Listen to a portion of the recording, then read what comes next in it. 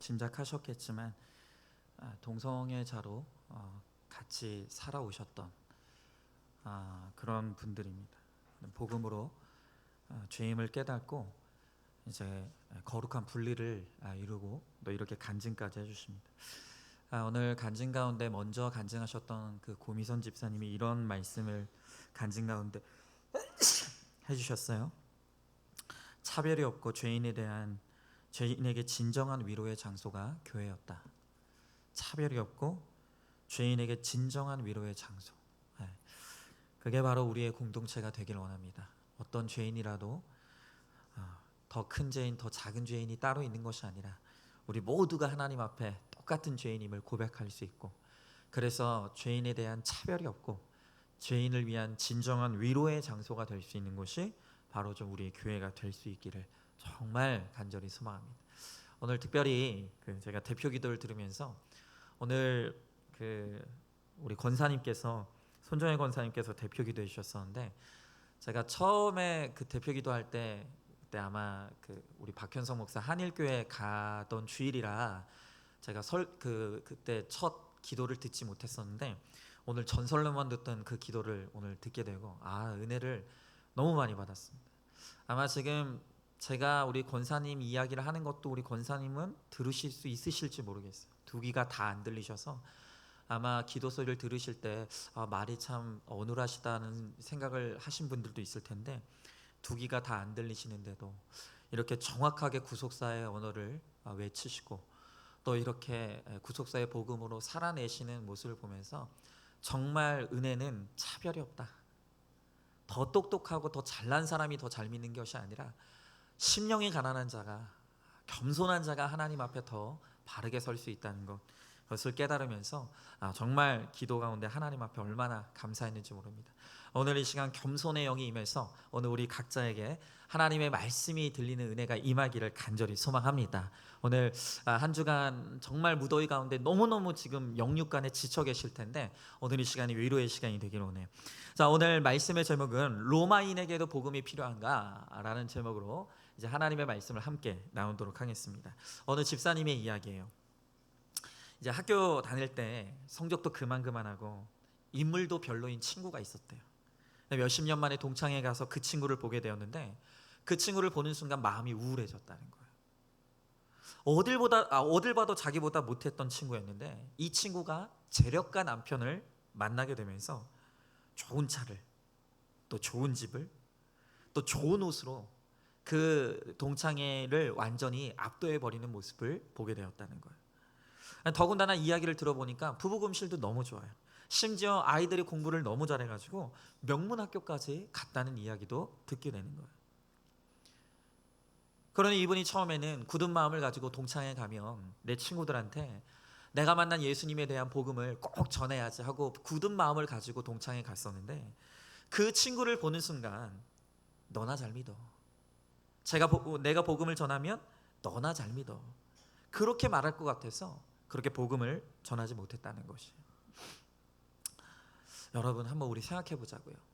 이렇게 우리의 삶을 보면 마치 모든 것을 다 가진 것 같은, 그 사람을 보면 하나님이 불공평하게 느껴지는 것 같은 그런 열등감을 자아내는 사람을 우리가 볼 때가 가끔 있어요. 여러분, 이런 사람에게도 복음은 필요할까요? 여러분, 이렇게 가진 것이 많고 남부러울 것이 없고 모든 것을 누리는 사람에게도 과연 복음이 필요하겠냐는 거예요. 그들에게는 어떻게 복음을 전해야 될까요? 오늘 이 시간 이 말씀은 로마인들을 향해, 로마에 있는 성도들 향해 이 바울이 쓰고 있는 편지예요. 오늘 이 편지, 이 로마서의 말씀을 통해서 과연 로마인에게도 복음이 필요한가? 정말로 남부러울 것이 없는 완벽한 것 같은 인생에도 복음은 정말로 필요한 것인가? 오늘 이것에 대한 물음에 대한 대답을 오늘 말씀을 통해서 우리가 좀 듣기를 원해요. 자, 첫 번째로 그러면 오늘 말씀을 보면서 먼저 이 질문부터 해야 될 것 같아요. 왜 복음은 모든 사람에게 필요한 것인가? 왜 복음은 반드시 모든 사람이 들어야만 하고 반드시 이 복음은 필요한 것인가? 자, 오늘 말씀의 7절의 말씀에 보니까 이렇게 나와 있어요. 로마에서 하나님의 사랑하심을 받고 성도로 부르심을 받은 모든 자에게 하나님 우리 아버지와 주 예수 그리스도로부터 은혜와 평강이 있기를 원하노라 그랬어요. 여러분, 인류가 세운 나라 중에 가장 위대하고 강력한 나라로 평가되는 나라가 바로 로마입니다. 이 나라는 강력한 군사가 있었고요, 정비된 도로와 법률이 있었습니다. 그리고 그 당대에 가장 탁월한 문명을 갖춘 나라가 바로 이 로마 제국이었다는 거예요. 그래서 많은 사람들이 로마의 시민권자가 되기를 꿈꾸고 또한 원했습니다. 여러분, 그런데 그렇게 대단한 로마에 과연 복음이 필요한가? 과연 정말로 이 대단한 로마라는 나라에 더 기쁜 소식이 있을 수 있겠는가? 여러분, 그러나 오늘 말씀의 대답은 이러한 로마에도 복음은 필요하다는 것이에요. 바울은 태어날 때부터 로마의 시민권을 가졌던 사람이에요. 그런 그가 예수 그리스도의 종 둘로스와 죽음을 각오한 사도로 자처한 것은 그가 비로소 복음의 위력을 체험했기 때문인 것이에요. 강대국 로마일지라도 절실하게 필요한 것은, 그들에게 필요한 것이 복음이라는 것을 그가 깨닫게 되었다는 거예요. 여러분, 바울이 어떻게 로마에게도 복음이 필요하다는 이 사실을 깨닫게 되었을까요? 그 역시나 그다지도 자랑하던 로마의 시민권을 가졌고 누구나 부러워할 만한 학식과 스펙을 가지고 있었지만 그가 가진 그 지식과 힘으로 뭘 했습니까? 하나님의 교회를 핍박했어요. 그리고 스데반을 처참하게 죽이는 바로 그 일을 자행했다는 것입니다. 오늘 훗날 예수님을 믿고 그것을 깨닫는 후에 나의 자랑인 권세와 학벌과 능력으로 나도 모르게 많은 사람을 죽일 수 있다는 것을 그가 깨닫게 되는 거예요. 그러면서 그렇구나, 모든 사람에게 진정으로 필요한 것은 복음이구나, 이 복음만이 참된 삶을 살게 하는 능력이구나 라는 것을 이 바울 사도가 깨닫게 된 것이에요. 여러분, 이 세상은 눈물과 고통으로 가득합니다. 제가 어렸을 때는 이렇게 세상에 고통과 눈물이 가득하다는 것을 몰랐어요. 우리가 얼마나 걱정 없이 밤이 맞도록 뛰어다니고 놀고, 우리 어린 시절에 정말로 얼마나 즐거운 추억들이 많이 있습니까? 어제 보니까 거의 낮 온도가 35도인가 그랬는데, 저희 아이들이 예술의 전당 마당이라고 해야 돼? 거기서 무료로 시에서 그게 수영장을 만들었나 봐요. 그래가지고 저희 집사람이 애들을 데리고 거기 갔어요. 죽을 뻔했습니다. 애들이 그 땡볕에 물에서 거의 6시간을 놀았대요. 6시간을. 신기해요.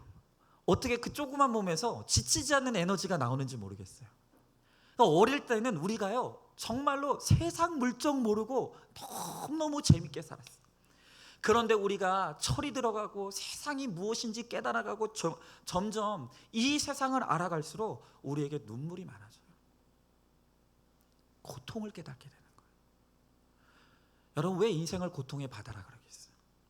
여러분, 왜 사랑을 눈물의 씨앗이라고 그렇게 노래하겠습니까? 막상 살아보니, 막상 사랑해 보니까 이게 실체가 없는 그림자인 거예요. 이 세상에 내가 원하는 사랑이 있을 줄 알았고, 이 세상에 내가 그토록 원하는 기쁨과 평안이 있을 줄 알았는데, 그런데 내가 그토록 뛰어다니고 그토록 원했지만 이 세상에 내가 얻고자 하는 것이 없다는 것을 우리가 살면서 깨달아갈 수밖에 없는 것이에요. 여러분, 하나님의 복음을 위해 산다는 것이 무엇인지 아십니까? 이렇게 눈물과 고통의 바다에서 갈 바를 알지 못하고 헤매는 사람들을 생명의 길로 인도하는 것, 그렇게 고통 속에 허우적거리며 죽어가는 영혼들을 살려내는 것, 이것이 바로 복음의 삶을 살아가는 사람들의 모습이라는 거예요. 해밍웨이의 단편 세계의 수도 중에 이런 내용이 있어요. 한 아버지가 있었어요.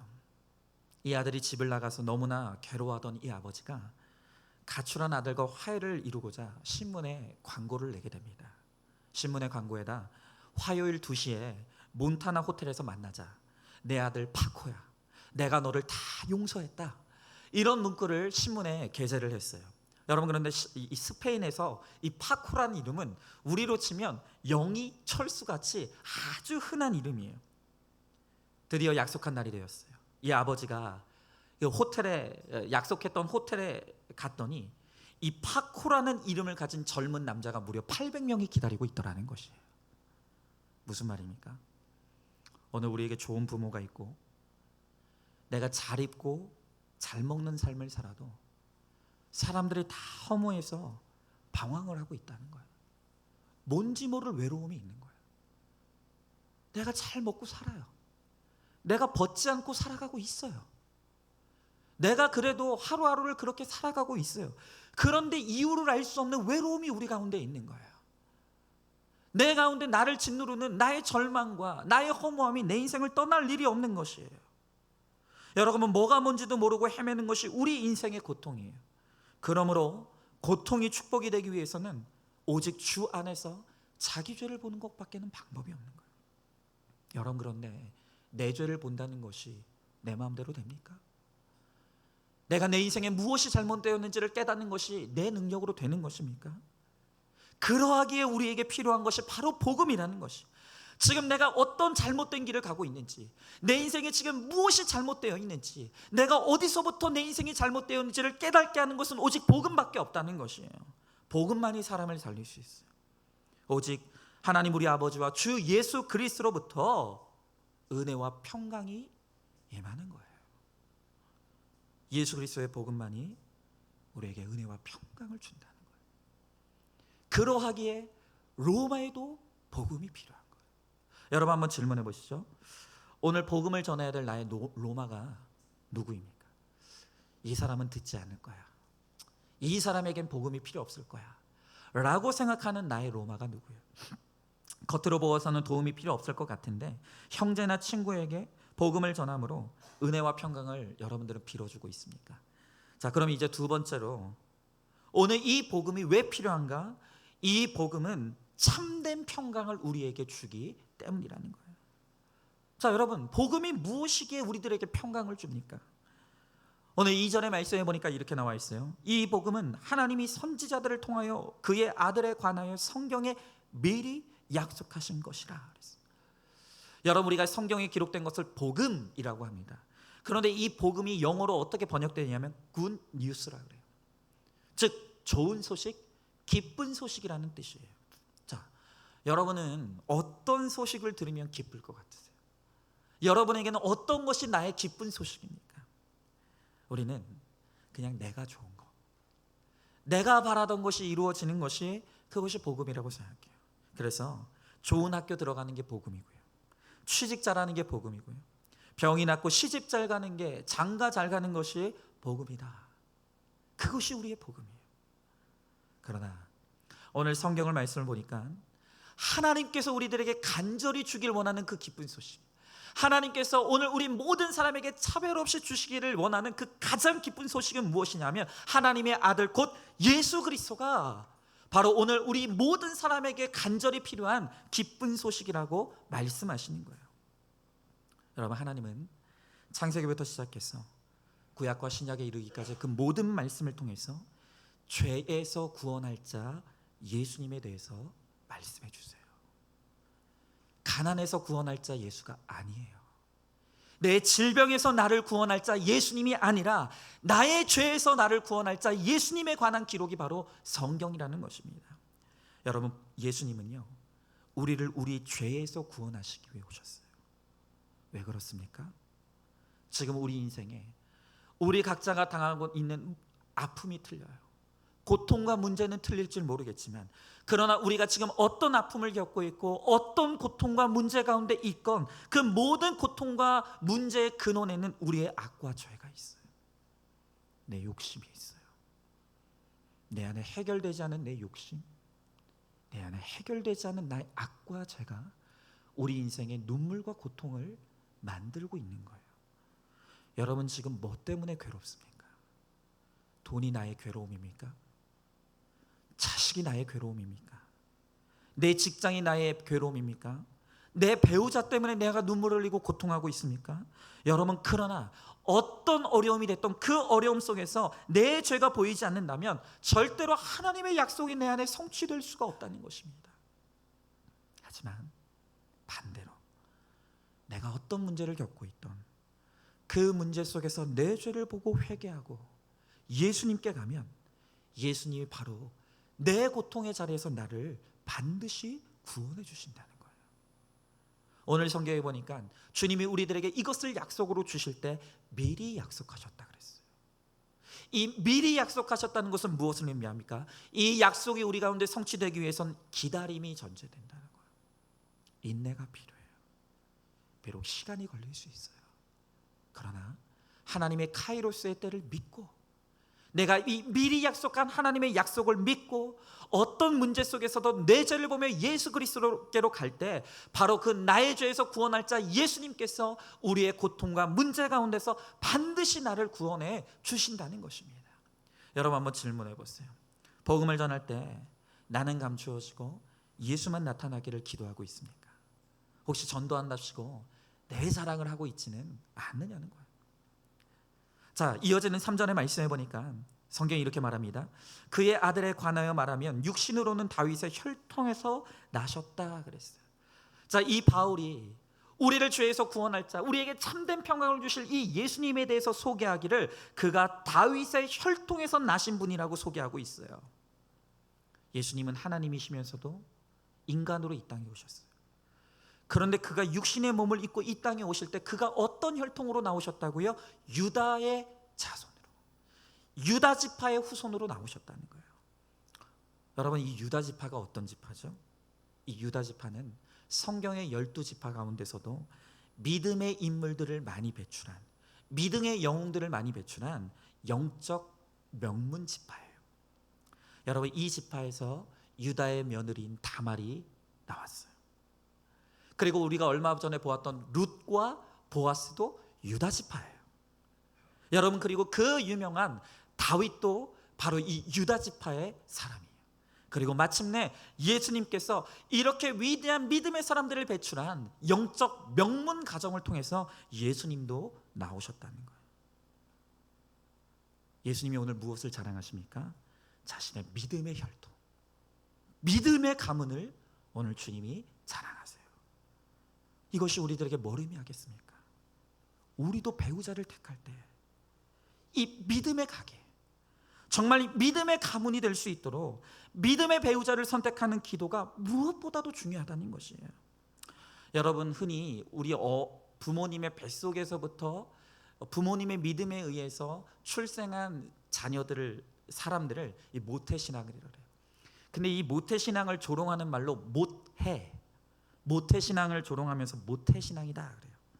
여러분, 그러나 저는 그래도 때가 되면 빨리 돌이켜서 할 수 있다고의 신앙으로 바뀌는 것이 이 모태신앙의 저력이라고 생각해요. 저도 모태신앙이지만 이 모태신앙을 가진 분들을 보면 막 되게 뜨겁고 막 이런 게 없는 분들이 참 많아요. 그런데요, 모태신앙은 쉽게 흔들리지 않아요.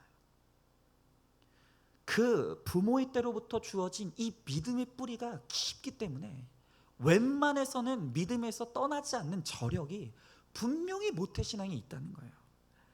여러분, 집안에서, 믿음의 집안에서 보고 자란 것이 얼마나 중요한지 몰라요. 우리가 그런 말을 합니다. 사랑으로 다 극복할 수 있다고. 여러분, 그렇게 사랑으로 뭐든지 다 극복하고 뛰어넘을 수 있고 모든 차이를 넘어설 수 있을 것 같지만 가치관이 다른 믿음이 없는 집안에 시집장가를 가면 여러분, 그 문화 차이 때문에 얼마나 힘이 드는지 몰라요.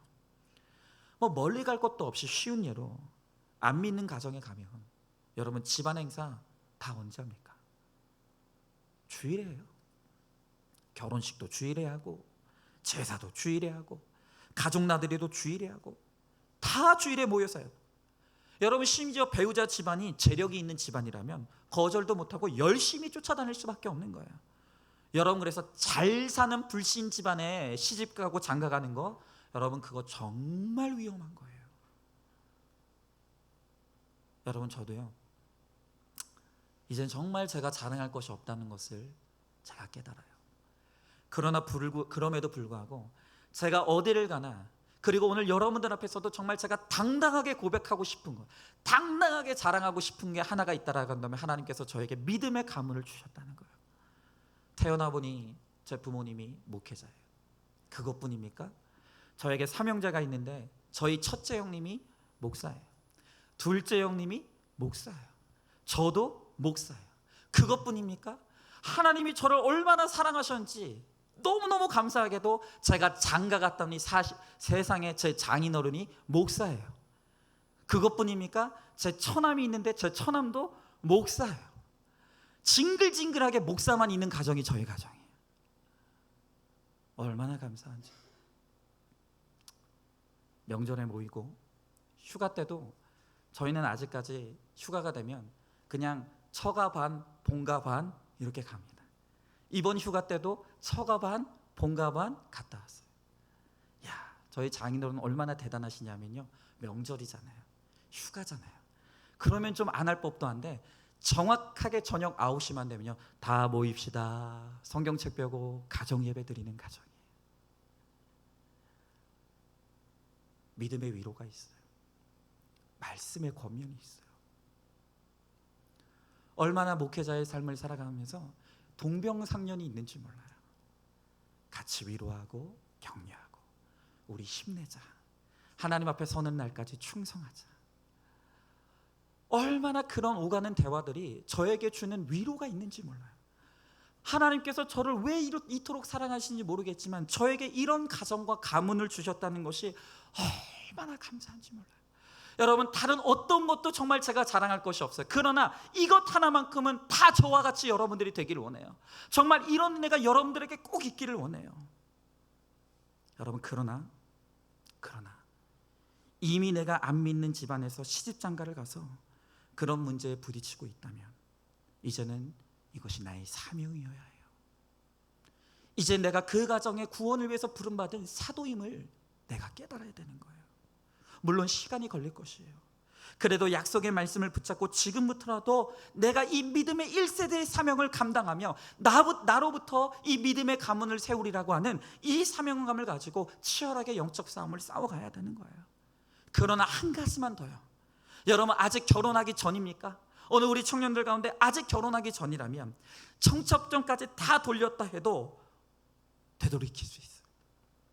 처음에는 몰라서 안 믿는 사람을 만났다고 해도 이제 복음을 듣고 깨달았다면, 불신 결혼이 절대 안 된다는 것을 깨달았다면 결혼 일주일 전, 하루 전이라도 그것은 깰 수 있어야 되는 거예요. 여러분, 제가 지금 요즘 저번 주부터 우리 교회 한 커플 결혼 예비 과정을 지금 하고 있어요. 5주 과정으로 이제 결혼 예비 과정을 매주마다 토요일 날 만나서 하고 있어요. 여러분, 이 두 커플이요, 저에게 결혼하겠다고 찾아오고 결혼 준비하고 있어요. 제가 구속사로 계속해서 결혼이 무엇인지를 지금 가르치고 있는데, 그런데 그러면서도 제가 계속 외치고 있는 것이 무엇입니까? 지금이라도 아니라고 생각하면 깨지라고, 지금이라도 아니라고 생각하면 헤어지라고, 결혼하면 직진이라고, 결혼하면 그때부터는 후진 없는 거예요. 그 가정의 구원을 위해서 죽는 거예요. 여러분, 결혼하고 나서 어쩔 수 없기 때문에, 결혼하고 나서는 어쩔 수 없다 치더라도 결혼 전에는 상대방의 믿음을 확인해야 되는 거예요. 여러분, 믿음은 어떤 것도 타협의 대상이 될 수 없기 때문이에요. 여러분, 한번 질문해 보세요. 눈에 보이는 좋은 조건보다 믿음의 혈통을 택할 수 있도록 지금 말씀으로 자녀들을 잘 양육하고 있습니까? 자, 오늘 목장에서 이 질문 잘 해보세요. 자녀가 안 믿는 의사, 변호사, 신랑감을 거절하고 전도사나 목사와 결혼하겠다고 하면 여러분 어떻게 하겠습니까? 네? 오늘 목장에 가서 꼭 물어보세요. 제가 제 믿음의 혈통을 자랑하면 우리 성도님들 가운데 어쩌다 그런 가정에 태어났어요 말하는 사람 한 명도 없어요. 저한테 목사님 축복받았어요. 목사님 참 은혜롭네요. 그런데 막상 내 자식들이 목사나 전도사나 결혼하겠다고 하면 짐 싸들고 반대하시는 분들이 있어요.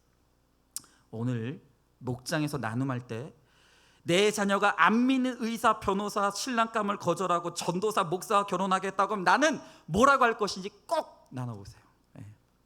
자, 오늘 이어지는 4절의 말씀에 보니까 성결의 영으로는 죽은 자들 가운데서 부활하사 능력으로 하나님의 아들로 선포되셨으니 곧 우리 주 예수 그리스도시나 그랬어. 오늘 이 말씀을 보니까 예수님은 어떤 분이신가? 죽은 자들 가운데서 부활하셨다 그랬어. 오늘 죽은 자들이라는 복수가 쓰입니다. 이 말이 무슨 말입니까? 하나님은 우리 모두의 부활을 책임지신다. 우리 모두의 부활을 하나님께서는 보장하신다는 거예요. 여러분, 육신이 중요한 게 아니에요. 중요한 것은 성결의 영으로 죽은 자 가운데서 부활한 이 부활의 체험이 있는가? 나는 예수 그리스도 안에서 나의 육이 죽고 영으로 살아나는 오늘 이 거듭남의 체험이 있는가? 오늘 이것이 정말 중요한 문제인 거예요. 여러분, 오늘 한번 정말 물어보셔야 돼요. 여러분, 구원의 확신이 있습니까? 여러분, 정말로 오늘 내 영혼이 내 육체와 분리되어서 오늘 내가 죽음을 맞이하게 된다라고 한다면, 오늘 저녁이 내 인생의 마지막 날이 된다라고 한다면, 오늘 여러분들의 영혼이 천국에 가 있으리라는 여러분 확신이 있으십니까? 여러분, 이 부활의 확신, 거듭남의 확신이 나에게 없다라고 한다면 여러분은 여전히 이 부활의 주님을 체험하지 못한 거예요. 여러분, 그런데 이 부활에 있어서 이 부활은 언제나 중요한 전제가 하나 있어요. 그것이 무엇입니까? 부활은 반드시 죽음을 통과해야 돼요. 죽음을 통과한 자만이 부활을 맞이할 수 있어요. 여러분, 이스라엘 백성들이 애굽에서 노예를 하며 죽도록 땅의 고생을 이루는 죽음을 통과했었어요. 그리고 이 애굽의 백성들이 이 땅에서의 죽음의 고난을 통과한 후에야 비로소 약속의 땅을 소망으로 받게 되었다는 거예요. 그냥 안 됩니다. 부활은 고난과 고통을 통과하여 내 육의 소망이, 이 땅의 소망이 죽어지는 반드시 이것을 통과할 때에만 비로소 너는 내 아들이라고 하는 하나님의 인쳐주심이 임하게 되는 거예요. 여러분, 그래서 고난이 축복인 거예요. 이 땅에서 잘 먹고 이 땅에서 잘 살고 이 땅에서 형통한 사람은 부활을 사모하지 않아요. 그저 이 땅에서 영원히 살고 싶어요. 이 땅에 누릴 것이 많고 이미 이 땅이 천국인 사람은 절대로 하늘의 은혜를 사모하지 않아요. 그러나 이 땅에서 죽을 것 같은 고난을 통과해 본 사람, 이 땅에서 내 살 소망이 끊어지고 이 땅에서 사형 선고를 받을 것 같은 고난의 상황 가운데 처해 본 사람은 비로소 부활을 사모하게 되는 거예요. 천국에 대한 소망이 저절로 생기는 거예요. 여러분, 그래서 우리가 우리 스스로는 부활을 사모할 수 없음을 주님 아시기에 때론 사망의 음침한 골짜기를 통과하게 하심으로 말미암아 이 땅에 대한 소망을 끊어지게 하시고 천국을 소망하게 하시는 바로 이 고난이 그래서 우리들에게 축복인 것이에요. 여러분, 그래서 우리의 자녀들을 양육할 때도 이 예수 그리스도의 만남을 위해서 어려서부터 성결의 영이 임하도록, 부활의 영이 우리 자녀들에게 임하도록 우리가 기도해야 되는 거예요. 십자가의 부활을 경험한 사람, 죽었다가 살아난 경험이 있는 사람만이 진정한 평강을 누리는 거예요. 여러분, 부활의 주님이 가장 먼저 제자들에게 찾아와서 빌어주신 은혜가 무엇입니까? 너에게 평강이 있을지어다. 여러분, 우리가 아무리 예수를 믿어도 평강이 없다면 헛것이에요. 그러나 죽을 것 같은 괴로움 가운데서도 내가 예수 그리스도를 만나고 예수 그리스도 안에서 참된 생명을 부여받고 그 안에서 평강을 얻었다면 이 기쁜 소식, 이 복음을 이웃에게 전하지 않을 수가 없는 것이에요. 여러분, 한번 질문해 보세요. 자녀와 그들의 장래 배우자를 위해 어떤 기도를 하고 있어요? 어려서부터 성결의 영이 임하기를, 예수 그리스도와의 인격적인 만남이 있기를 여러분들은 기도하고 있습니까? 자, 5절의 말씀해 보니까 그로 말미암아 우리가 은혜와 사도의 직분을 받아 그의 이름을 위하여 모든 이방인 중에서 믿어 순종하게 하나니 그랬어요. 여러분, 오늘을 사는 우리의 시대가 만인 사도 시대라고 합니다. 하나님이 예수 그리스도를 통해서 우리에게 은혜와 사도의 직분을 주셨어요. 우리가 저번 주에 바울의 자기소개서를 들었죠. 바울은 자신이 작은 자임을 고백했어요. 자신이 종임을 고백했습니다. 그리고 마침내 종된 나에게 하나님께서 사도의 직분을 주셨다 그랬어요. 그리고 이제 바울이 받았던 그 사도의 직분을 우리 모두에게도 주님께서 주시는 것이에요. 여러분, 그러므로 십자가와 부활을 거치고 구원받는 나라면 누구도 나는 못합니다, 나는 할 줄 몰라요, 여러분, 이런 변명할 수 없다는 것입니다. 우리는 복음 때문에, 오직 구원 때문에 믿어 순종하는 것이에요. 내 능력으로 순종하는 것이 아니라 내게 하나님께서 허락하신 이 믿음, 이 복음의 능력이 나로 하여금 순종하도록 밀어붙이는 거예요. 여러분, 마치 이 기관차에 시동이 걸리면 그 뒤에 있는 객차들은 따라오듯이, 그 기관차의 힘으로 객차는 따라오듯이 내 힘으로 순종하는 것이 아니라 내 안에 내게 주신 이 믿음이 나를 순종의 삶으로 이끌어가는 거예요. 여러분, 특별히 이 믿음의 순종을 이루기 위해서는 내게 매일마다 주어지는 이 말씀에 대한 순종이 없이는 결코 내 환경에 순종할 수 없어요. 말씀에 불순종하기 때문에 내가 나의 사건에도 나의 환경에도 불순종할 수밖에 없는 거예요. 이 하나님의 말씀에 관심이 없기 때문에 내게 주어진 이 환경과 사건을 받아들이지 못하고 끊임없이 하나님을 원망하고 하나님께 대드는 것이에요. 여러분, 베드로가 무려 3년 동안 예수님과 동고동락하면서 따라다녔어요. 양육을 받았어요. 그런데 예수님이 이 십자가의 복음, 내가 죽고 3일 만에 부활하여 너희를 살리리라고 하는 이 십자가의 복음을 들을 때 아무리 양육을 들었어도 이 말씀에 대한 순종의 삶이 없으니까 주여 그러지 마옵소서. 아니, 주님이 왜 죽습니까? 주님이 뭘 잘못했다고 죽습니까? 오늘 그런 엉뚱한 말이나 하더라는 거예요. 그때 예수님이 베드로에게 뭐라고 말씀하십니까? 사탄아, 내 뒤로 물러가라. 여러분, 아무리 오랜 시간 동안 예수 믿었어도, 아무리 많은 예배에 참석했어도 이 말씀이 나를 지배하지 않고 이 말씀에 대해 순종하는 삶이 없다라고 한다면 결국 사탄이라는 소리를 들을 수밖에 없는 거예요. 여러분, 날마다 말씀에 순종하지 않으면 즉시 나는 사탄이 될 수밖에 없다는 것을 기억하시기 바라요. 하루라도 내게 주어진 이 말씀을 듣지 않으면, 이 말씀으로 내 삶이 순종되어지지 않으면 뒤로 물러가라고 하는 하나님의 음성을 들을 수밖에 없다는 거예요.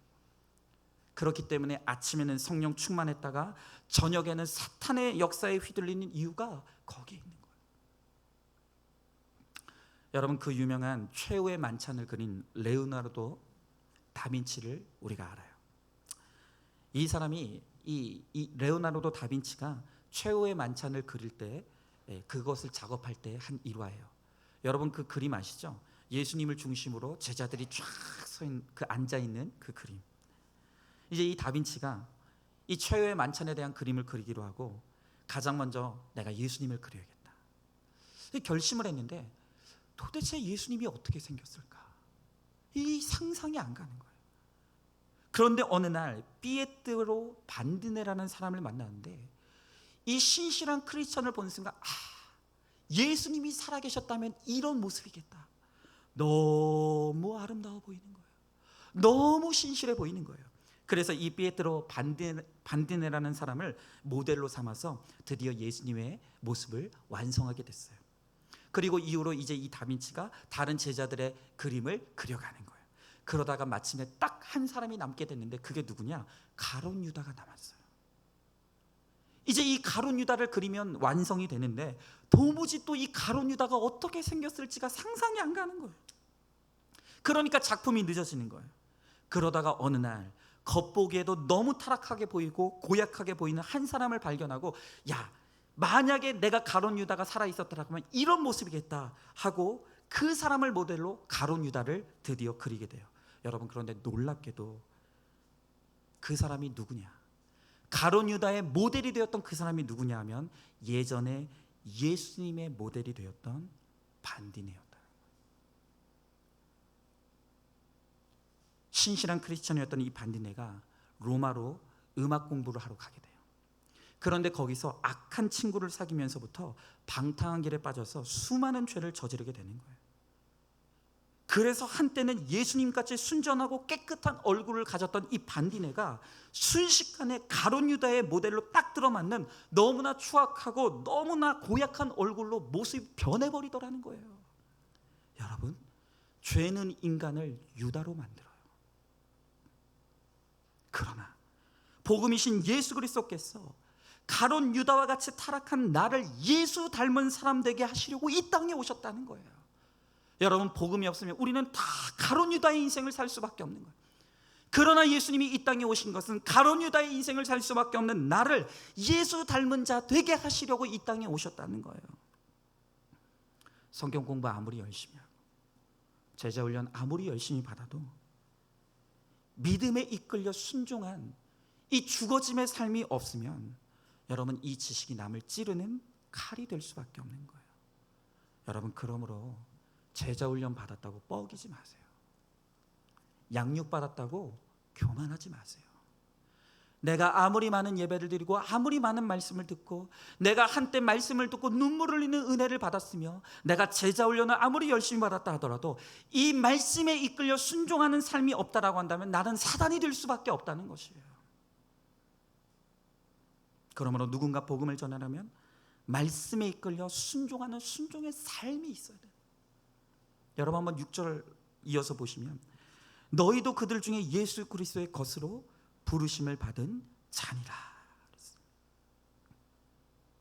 이제 우리가 사도로 부르심을 받아 이 복음을 전하는 삶을 살아가고자 할 때 오늘 주님께서 우리들에게 너의 신분이 무엇인지를 확신하라고 하는 거예요. 이제 너의 신분을 확신하라고 말씀하시는 거예요. 여러분 내 존재에 대한 확신, 내 신분에 대한 확신이 없으니까 부자 친구 앞에서도 열등감에 빠져서 복음을 전하지 못하고 주눅드는 거예요. 여러분 어떤 집사님에게 중학생 딸이 있었대요. 그런데 이 중학생 딸이 맨날마다 그 어떤 유명한 축구 선수를 짝사랑하면서 나 나중에 크면 그 축구 선수에게 시집 갈 거라고. 그런데 이 집사님이 아주 자녀에 대한 객관화가 이루어졌어요. 내가 너의 외모와 네가 가지고 있는 스펙을 볼 때 너는 절대로 그 사람을 만날 수가 없다고. 포기하라고. 그렇게 아주 매몰차게 이야기를 했다는 거예요. 여러분 어느 날 유명한 사람이 오늘 나에게 찾아와서 너 내 거야. 우리가 얼마나 황홀하겠습니까? 여기 이 장년부 거의 모든 분들이 다 유부남 유부녀인데 어느 날 우리 여성 성도님들 어느 날 장동건이 와가지고 넌 내 거야 라고 하면 여러분들 안 들을 자신 있으십니까? 다 믿음이 좋으신 것 같은데. 여러분 연예인 한 사람이 내가 와서 너는 내 거라고 하고 잘생기고 이쁜 사람이 와가지고 너는 내 거라고 해도 황홀해서 우리가 어쩔 줄 모를 건데, 그런데 오늘 말씀에서 예수님이 우리들에게 뭐라고 말씀하십니까? 너는 예수 그리스도의 것이다. 너는 내 것이다. 오늘 주님께서 우리에게 뭐라고 말씀하시면 너는 내 것이라고 말씀하신다는, 우리가 하나님 아버지를 우리의 부모로 두었어요. 예수 그리스도가 우리의 신랑 되신다는 거예요. 여러분 하나님이 나의 아버지 되시고 예수 그리스도가 나의 신랑 되시는데 도대체 왜 열등감이 내 안에 사라지지 않습니까? 왜 나는 주눅이 들고 왜 나는 도대체 이 자존감이 무너지는 삶을 살아가고 있는 것입니까? 내 신분에 대한 확신이 없기 때문인 거예요. 내가 하나님 아버지의 자녀가 되었다는 거, 하나님이 나를 향해서 너는 내 아들이라 내 딸이라 오늘 말씀하시는 이 하나님이 나에게 주신 이 거룩한 신분을 여전히 우리가 깨달지를 못하는 거예요. 그러니 우리가 입을 벌려 당당하게 복음을 전하지를 못해요. 뭔가 대단한 것 같은 사람 앞에 서면 주눅이 들고, 뭔가 나보다 약한 사람에게 있어서는 갑질을 하는 이런 비겁한 삶이 우리 가운데 있을 수밖에 없는 거예요. 왜 그렇습니까? 내 신분을 모르기 때문에. 여러분 우리는 함부로 살아서는 안 되는 인생. 왜 그렇습니까? 하나님이 나의 아버지시라고, 예수님이 나의 신랑 되시고 만물의 주인 되시고 영원하시고 전능하신 하나님께서 나와 함께하고 계시다는 거예요. 여러분 그 신분을 확신할 때 어디 가든지 당당한, 어디 가든지 이 예수님을 소개하는 믿음의 사도가 될 수가 있다는 것이에요. 여러분 한번 질문해 보시죠. 여러분은 누구의 사람으로 부름받기를 원합니까? 잘생긴 애인이나 남편, 명문대 사람, 대기업 사람으로 부름받고 싶습니까? 창조주 예수님의 것인 내 신분을 인식하며 스스로를 여러분들은 귀하게 여기고 계십니다. 마지막 7절의 말씀에 보니까 로마에서 하나님의 사랑하심을 받고 성도로 부르심을 받은 모든 자에게 하나님 우리 아버지와 주 예수 그리스도로부터 은혜와 평강이 있기를 원하노라 그랬어요. 오늘 하나님께서 우리들 뭐라고 부르신다고요? 성도라. 여러분, 하나님과 예수님 앞에만 붙는 이 거룩한 의미가 나에게 붙었다. 하나님이 나를 성도라 그러신대요. 이제 너희가 나와 하나 된 거룩한 자라고 주님 말씀하신다는 거예요. 여러분, 나는 죄 가운데 있었어요. 여전히 죄인이에요. 그럼에도 불구하고 하나님께서는 이 죄인된 나를, 정말로 같은 죄의 자리에서 끊임없이 넘어질 수밖에 없는 나를 하나님께서 거룩한 성도라고 부르시는 거예요. 하나님이 나를 사도로 부르심을 받고, 내가 하나님의 택청하심을 입고, 은혜와 사도의 직분을 받았고, 예수 그리스도의 것으로 부르심을 받고, 하나님의 사랑을 받고, 성도의 부르심을 받은 자가 되었다는 거예요. 여러분, 이제 하나님 안에서 거듭난 우리의 인생이라는 것은 예수 그리스도로부터 받고와 입고의 은혜밖에 없는 거예요. 끊임없는 하나님의 은혜를 우리가 받고 있는 거예요. 끊임없는 하나님의 사랑을 우리가 힘입고 있는 것이에요. 여러분, 내가 한 것이 무엇이 있습니까? 이 한 주간 살면서 우리는 또 실수했어요. 또 실패했어요. 또 넘어졌어요. 또 우리는 지고 말았어요. 그럼에도 불구하고 하나님은 그리스도 예수 안에 있는 우리를 향해서 너는 나의 성도라, 너는 이제 나와 함께하는 나의 성도라. 오늘 주님께서, 하나님께서 변함없는 사랑으로 나를 끊임없이 사랑하고 계시고, 그 사랑이 나를 지배하고 있다는 거예요. 여러분, 그러므로 우리의 인생은 이제는 받고와 입고의 인생밖에 없는 거예요. 모든 것이 하나님의 은혜로 온 것을 깨달았으면 어떤 상황에서도 우리는 순종하며 나가는 것이에요. 바로 이렇게 받고와 입고의 은혜를 힘입어 하나님께 순종하며 나가는 자들에게 하나님께서 평강의 은혜를 주신다는 것입니다. 여러분, 이제 마지막으로 우리 한 성도님의 나눔을 한번 우리 들어보도록 할게요.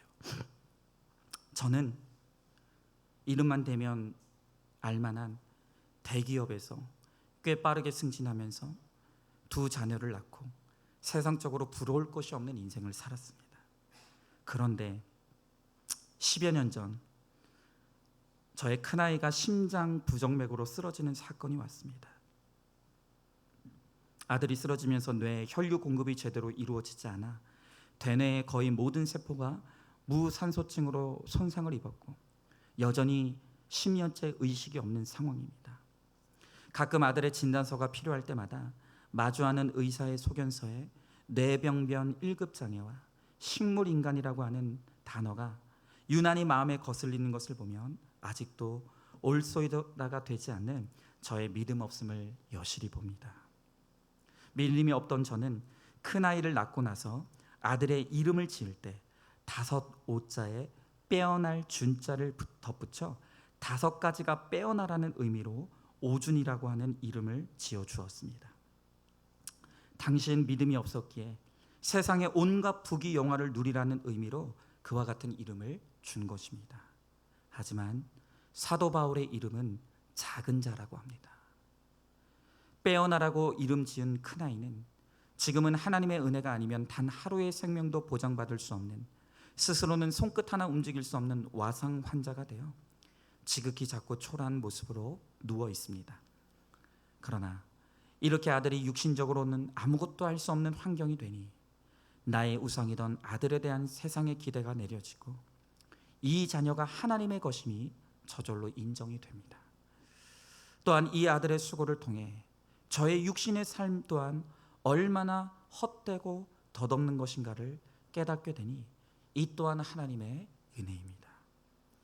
오직 의인은 믿음으로 말미암아 살리라는 말씀처럼 꼼짝없이 오늘도 병상에 누워있는 큰아들이지만 하루 24시간을 온전히 찬양과 말씀을 들으며 오직 이 하루도 내 아들이 하나님의 은혜로 살아갈 수 있기를 소망합니다.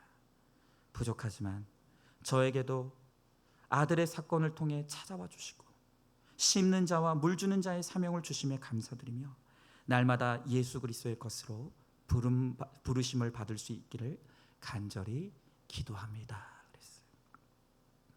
그랬어요.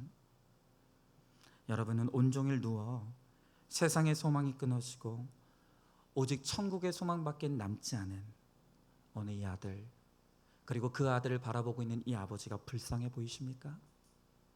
반면에 로마인처럼 잘 먹고 잘 살고 편안해서 복음이 필요 없고 예수와 상관이 없는 삶을 살아가고 있는 사람들이 여전히 부럽게만 느껴지십니까? 여러분, 인생 그리 길지 않습니다. 오늘 이 고백을 해주셨던 이 집사님, 나의 우상이던 아들이 쓰러지는 이 사건이 고통이었을지 모르겠지만, 그러나 이분은 오늘 고백하면서 이 아들이 쓰러지는 사건을 통해서 이 아들을 하나님께 드리게 되었다, 이 아들이 하나님의 것임을 저절로 인정하게 되었다고, 그리고 이 아들을 통해서 이 세상의 육신의 삶이라는 것이 얼마나 덧없는 것인가, 그리고 이 아들을 통해서 하나님의 은혜를 사모하고 하나님을 만날 수 있게 된 이것이 내 인생의 최고의 축복이라고 고백하는 것이에요. 여러분, 한평생 가난하고 아프게 산다고 해도 그 아픔과 고난이 예수께로 가게 하고 그것을 통해 예수님을 만났다고 한다면 그것이 최고의 복음이라. 여러분, 예수 만나는 것이 우리 인생의 최고의 복음이고 최고의 기쁜 소식이라고 한다면 로마인에게도 복음은 필요한 거예요. 오늘 이 세상에 있는 그 어떤 사람도 복음이 필요 없는 사람은 아무도 없다는 것입니다. 여러분, 이 일을 위해 바울을 부르셨고 이제는 우리를 부르셨어요. 복음을 위해 로마의 성도들에게 은혜와 평강을 약속하신 하나님이 이 복음을 받은 우리에게도 오늘 이 동일한 약속을 주신다는 거예요. 우리를 통해서, 나를 통해서 이 복음이 전해지기를, 오늘 나를 통해 내 가정에 이 복음이 전해지고 나를 통해 나의 지체들에게 이 복음이 전해지므로 미리 약속하신 이 평강의 복음의 약속의 말씀이 오늘 우리들에게 전해지기를 주님이 간절히 원하신다는 것입니다. 여러분, 이제 말씀을 맺으며 이제 찬양하고 기도하기 원해요. 이 복음은 로마인에게도, 지식인에게도, 재벌에게도, 권력자에게도, 박사에게도 이 복음이 필요해요. 왜 그렇습니까? 복음이 우리를 평강으로 인도하기 때문에, 복음만이 사람을 살리는 생명이기 때문에. 여러분, 비록 오늘 우리가 이 한 주간의 삶을 살아가면서 우리는 분명히 또 실패했을 거예요. 또 넘어졌을 거예요. 내가 그토록 원하지 않았던, 다시는 가고 싶지 않았던 그 죄의 자리에 또 들어가셨던 분도 있어요. 여러분, 그럼에도 불구하고 왜 우리에게 여전히 소망이 있습니까? 하나님의 변함없는 사랑, 그럼에도 불구하고 나를 버리시지 아니하시는 그리스도 예수의 날까지 나를 반드시 인도하시겠다고 약속하시는 이 사랑이 오늘 이 사랑을 우리가 받고 있고 이 사랑을 우리가 입고 있기 때문에 이 하나님의 은혜가 우리를 소망이 있는 인생이 되게 하는 거예요. 이 은혜가 우리를 반드시 승리하게 하실 것을 믿습니다. 오늘 이 시간 모든 것이 하나님의 은혜임을, 이 은혜로 말미암아 우리는 반드시 승리하게 될 것입니다. 이 은혜가 우리 모두에게 필요한 것입니다. 우리가 이 시간 고백하며 하나님, 내게 주어진 이 복음을 확신하며 이 복음을 나누며 전파하며 살아갈 수 있는 하나님, 우리의 삶이 될 수 있게 바라고 오늘 이 시간 이 찬양 같이 찬양하며 나가겠습니다. 나를 지으시니가 하나님, 나를 부르시니가 하나님, 나를 보내시니도 하나님, 나의 나 된 것은 하나님 은혜라. 나의 달려갈 길 다가도록 나의 마지막